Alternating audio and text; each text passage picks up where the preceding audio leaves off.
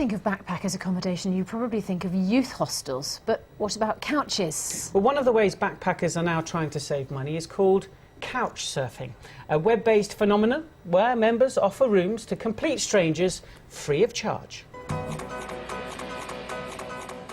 According to recent headlines, the era of cheap travel is over. Rising fuel surcharges, a weakening pound and the collapse of airlines is increasing the cost of holidays. So where does this leave the money-conscious backpacker? Well, the answer could be in couch surfing. The premise of couch surfing is simple. Much like any of the other social networking sites like Bebo or Facebook, you post your details online for other members to have a look at. People will then request to stay at your home free of charge. You participate in the hope that one day one of the community will return the favour.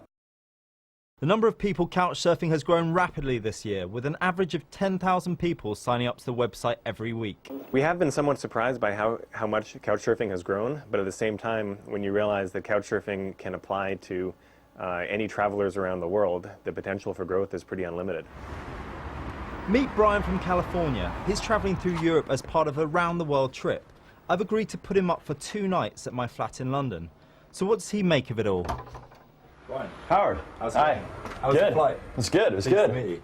Thanks for letting me in. Well, I decided to try couch surfing because I met other couch surfers traveling all across the world, and to me it presented a really unique opportunity. You save a little bit of money, but really what you get is a local taste of the culture, the hospitality, and you really get a better feel for the city as opposed to just staying in a hostel or a guest house or a hotel or something.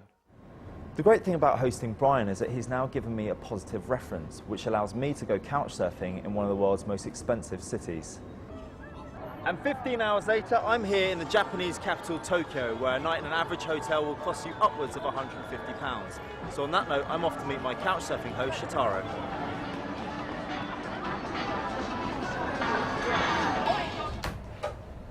Oh wow, what a great room.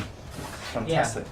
This is Japanese traditional bedroom. Shitaro is a 21-year-old student. He's offered to put me up for 1 night sleeping on a traditional straw mat in his living room.